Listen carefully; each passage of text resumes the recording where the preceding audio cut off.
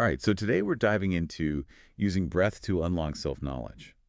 I have to say, when I saw the Book of Secrets by Osho on our list, focusing on ancient tantric meditation, I was intrigued. It's not every day we get to explore the Tantra, 112 meditation methods distilled from ancient wisdom. 112, wow, okay, that's a lot to unpack even for a deep dive. Mm. But luckily, you honed in on the first three techniques, and they all revolve around breath.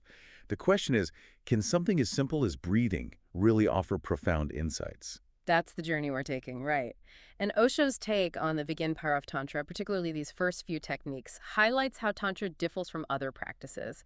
Yoga often emphasizes controlling the breath for health and longevity. Here, breath is the tool for turning inward. So less about perfecting the how and more about using it as a lens to examine the what, right? Exactly. The first technique Osho unpacks, Anapanasati Yoga, embodies this inward focus. And get this, it's the same technique Buddha used on his path to enlightenment. Okay, you have my attention. If it's good enough for the Buddha, it's worth a closer look. So walk us through it. What's the secret? Well, it's less about a hidden secret and more about a subtle observation. We all know the cycle of breath. Inhale, exhale. But tucked between each inhale and exhale is a pause, a gap that often goes unnoticed. It's true. I'm realizing now how much I focus on the in and the out, those peaks of the breath, completely missing that space in between. And that's where the magic lies. Drawing on ancient tantric teachings, that gap between breaths mirrors the larger cycle of life and death, each breath a tiny reflection of this grander rhythm. Wow, that puts things into perspective. So with every breath, we're experiencing a microcosm of life, death, and that space in between. It's a powerful concept, right? Now, before you think this technique is only for those seeking enlightenment, Osho highlights its power for cultivating a sense of presence, a deeper connection to the here and now. That's something we all crave. Being more present can't hurt, but there's more to uncover. What about the second technique? This one focuses on the turning point of the breath, that precise moment when an inhale shifts to an exhale and vice versa. It's like shifting gears in a car, that split second where one gear disengages and the next one hasn't quite kicked in yet. Perfect analogy. Our bodies and minds are constantly shifting gears, making subtle adjustments to keep everything running. These turning points in our breath mirror those internal transitions, offering a moment of observation. So by paying attention to these turning points in our breath, we're essentially becoming more aware of those internal shifts, those moments where our internal machinery changes gears. Exactly. And to take it a step further, Osho emphasizes the importance of this awareness, stating that at the turning point, the breath is leaving you. You are not identified. Okay, that's a powerful statement. What does it even mean to not be identified with our breath? To be totally honest, I'm not sure I'm ready for that level of existentialism. Don't worry, it's not as daunting as it sounds. It gets to the heart of what Tantra is trying to show us. We are more than our bodies, our thoughts, our emotions, right? We are something more, something that can observe all of these things without being swept away by them. Okay, the watcher. I'm intrigued, but it's a lot to unpack.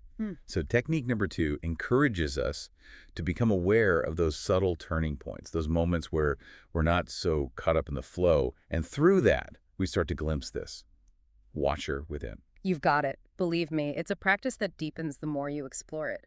But for now, let's move on to the third technique, which might feel a bit counterintuitive, especially given how we're often taught to breathe. Counterintuitive, you say. Yeah. You've piqued my curiosity. Tell me more. Well, instead of focusing on that familiar chest breathing, this technique encourages us to find the point within where the breath seems to originate and dissolve. Osho refers to this as the navel center. The navel center. See, this is what I love about these deep dives. Always learning something new. Okay, so how does this technique actually work? Imagine breathing in a way that your stomach expands with each inhale and contracts with each exhale. It might feel strange at first, especially since we're often conditioned to associate deep belly breathing with something to be hidden or controlled. I can see how that societal conditioning might make us resistant to this type of breath. It's almost like we're told to suppress this natural, instinctual way of breathing. Precisely. Osho suggests that this suppression, even if unintentional, disconnects us from a deeper, more primal part of ourselves, impacting not only our physical well-being, but also our energetic and even sexual energy. Whoa, hold on. Did we just wander into uncharted territory? Yeah. Are you saying there's a connection between our breath, our energy, and our sexuality? That's exactly what Osho proposes. He suggests that a deep, uninhibited breath, one that originates from the navel center, is directly linked to our life force energy, what's called prana in the tantric tradition. Prana. Okay, so by breathing shallowly, we're not just limiting oxygen intake, we're also constricting this prana, this life force energy.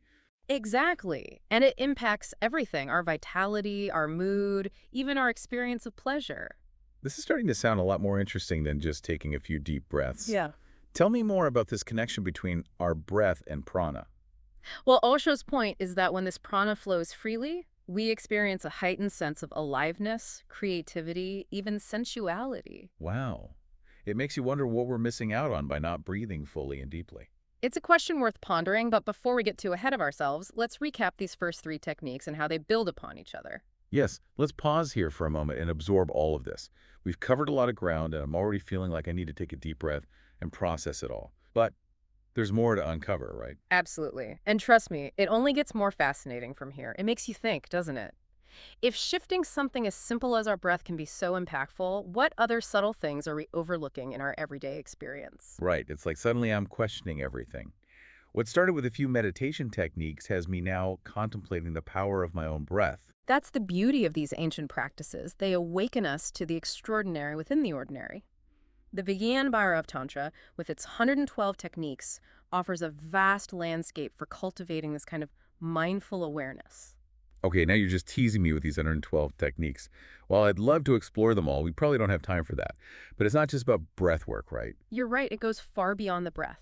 The Vijnana Tantra encompasses techniques involving our senses, our emotions, even our dreams. It's about bringing awareness to every aspect of our being. That's fascinating. So what else did Osho reveal about these practices and their potential? What struck me is how Osho emphasizes that these techniques aren't about achieving some distant goal or escaping from reality. That's refreshing because let's be honest, meditation can sometimes feel like work. Like I'm supposed to shut off my brain and achieve some blissful state of emptiness on demand. And when I inevitably fail, I just feel frustrated. You're not alone in thinking that. Many people misunderstand the true essence of meditation. It's not about emptying the mind, but rather befriending it.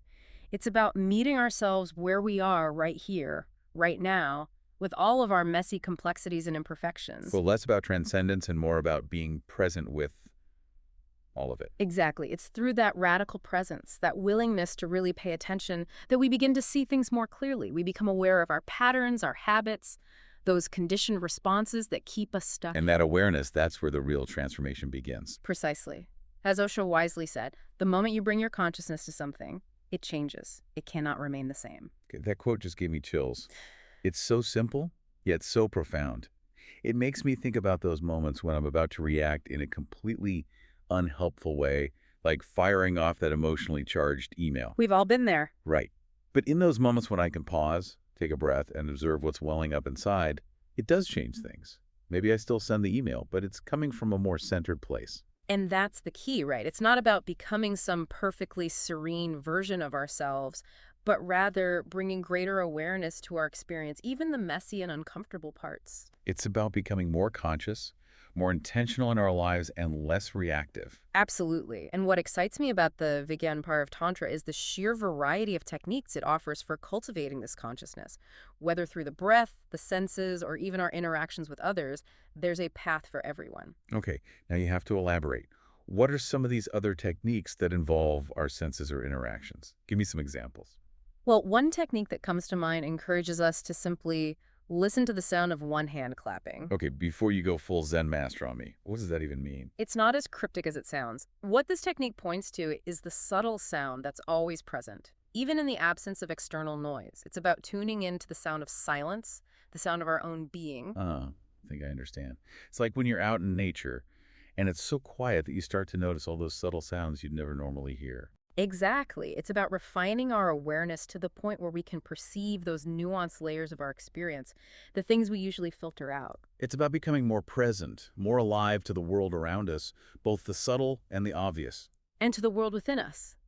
Because as we refine our senses, we simultaneously become more attuned to our internal landscape, our thoughts, emotions, and physical sensations. So it's all interconnected. Our breath, senses, thoughts, emotions, all part of this intricate web of experience we can learn to navigate with more awareness thanks to these techniques. You got it. The Vijnana Tantra is like a user manual for consciousness, offering a framework for understanding and working with this intricate web you describe. I love that user manual for consciousness.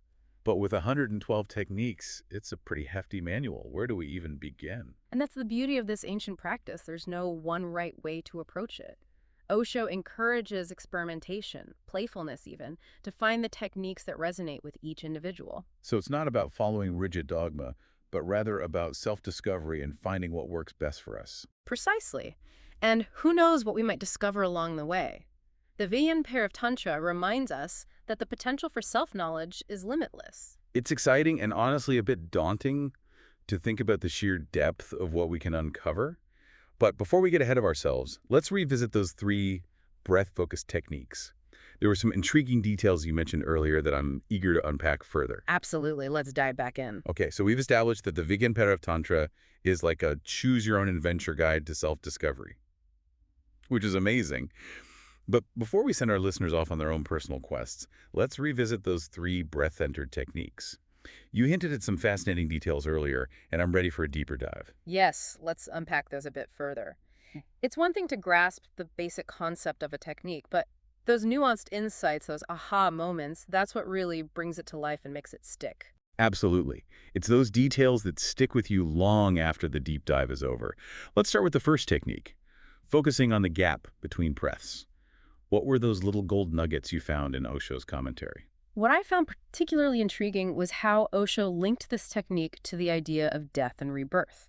He emphasized that each breath is a microcosm of that larger cycle. The inhale as a rebirth, the exhale a death, and that gap in between. That's where we momentarily transcend both. Wow, that's pretty deep.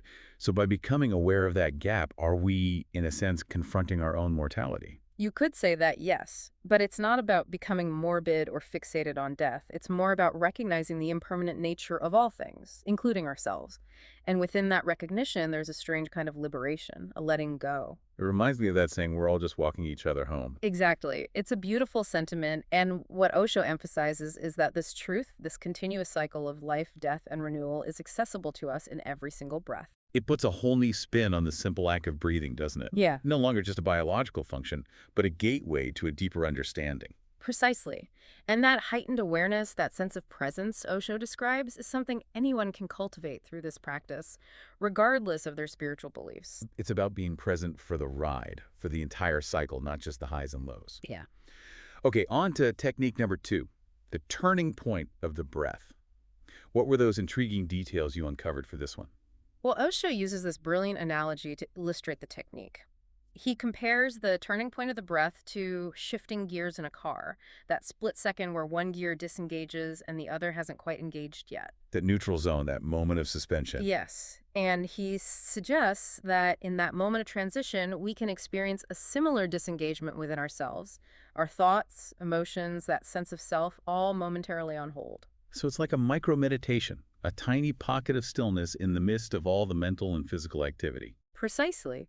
And in that stillness, that gap, we might catch a glimpse of something beyond our usual sense of self, that watcher we talked about earlier. It's almost like hitting the reset button on our internal operating system. I love that analogy, because it's not about erasing who we are, but rather about taking a step back from the controls, allowing ourselves to just be. And in that space of simply being, who knows what insights might arise, what we might discover about ourselves. Okay, before I get too carried away, remind me about the third technique, the one with the intriguing detail you mentioned earlier. This technique, focusing on the energy center of the breath, was the one that really surprised me. Osho links a deep, navel-centered breath to suppressed energy, particularly sexual energy. Now, that's not something you hear every day. Tell me more. I need to understand this connection. It's quite fascinating. Osho suggests that our culture, with its emphasis on control and what's considered appropriate, has conditioned many of us to breathe shallowly, to avoid that deep primal breath that's so connected to our life force energy, that prana we discussed. And he's suggesting that this suppression of our natural breath also stifles our sexual energy. That's precisely his point. He argues that when we breathe deeply, fully inhabiting our bodies, we awaken a dormant energy within us. And this isn't just about unrestrained sexuality. It's about recognizing the ways in which cultural conditioning might limit our experience of aliveness and vitality. So it's less about seeking a specific outcome and more about removing those limitations, those self-imposed boundaries. Exactly. And reclaiming our full potential as human beings, physically, emotionally, and energetically. That's a powerful message. To think that something as simple as changing how we breathe can be such a radical act of self-discovery and empowerment. It highlights how the path to self-knowledge doesn't have to be complicated or esoteric. Sometimes the most profound truths are right under our noses, or in this case, within our own breath. This has been an incredible deep dive and honestly, a bit of a wake-up call. It makes you realize how much wisdom is hidden in plain sight. So as we wrap up this exploration of the Vigyan of Tantra, what's the one thing you hope our listeners take away from it all? More than anything, I hope it sparks a curiosity to pay attention to the breath, the body, those subtle spaces in our experience that we often overlook. Because within those spaces, within the seemingly ordinary, lies extraordinary potential for growth and transformation. What a beautiful thought to end on. Thank you so much for guiding us through this fascinating exploration. It's been eye-opening, to say the So least. the pleasure was all mine. And to our listeners, we hope this deep dive has inspired you to explore the world of breath awareness and the Vigyan of Tantra further. Until next time, keep breathing, keep exploring, and keep diving deep.